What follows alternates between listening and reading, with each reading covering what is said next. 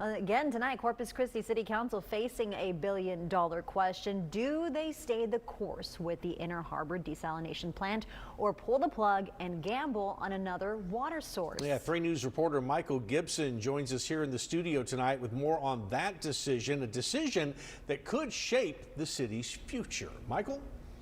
That's exactly right. This $1.2 billion plant project has been years in the making, but some council members say the longer the city waits to act, the drier the future looks.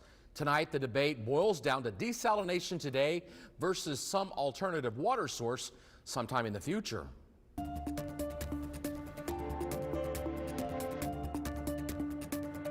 City Councilman Mark Scott isn't mincing words. He says delay long enough and Corpus Christi could end up making national headlines for all the wrong reasons. I'm concerned that we're going to be a Wall Street Journal article that if we don't move forward on some concrete water plans soon. One of those plans on the table, the $1.2 billion Inner Harbor desalination plant. But Councilwoman Carolyn Vaughn isn't giving it a blank check. I'm for desal. I've been for desal from the get-go. I just want the price right.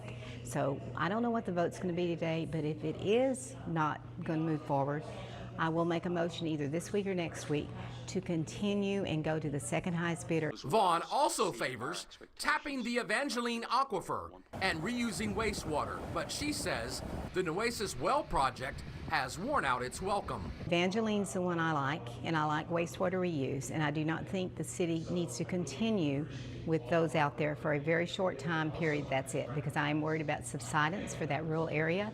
Corpus Christi Water's COO, Drew Molly, says reuse could help, but not nearly enough. What we're talking about is we're trying to take some of that effluent and repurpose it. So basically reconvey that effluent back up to the Nueces River, where we can then treat it at the Owen Stevens water treatment plant.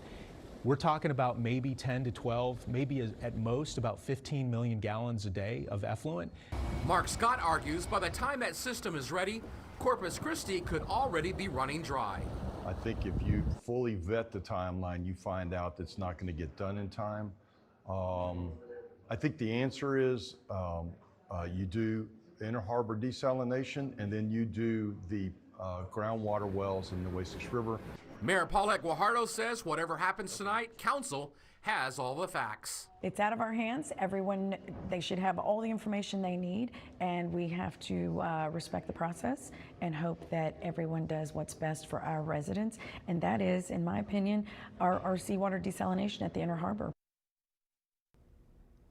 City leaders are expected to debate for hours before finally reaching a decision sometime late tonight. So does the city dive into desal or turn the tap toward another plan? Tonight's vote will decide whether this billion-dollar idea sinks or swims. Mike, Leslie.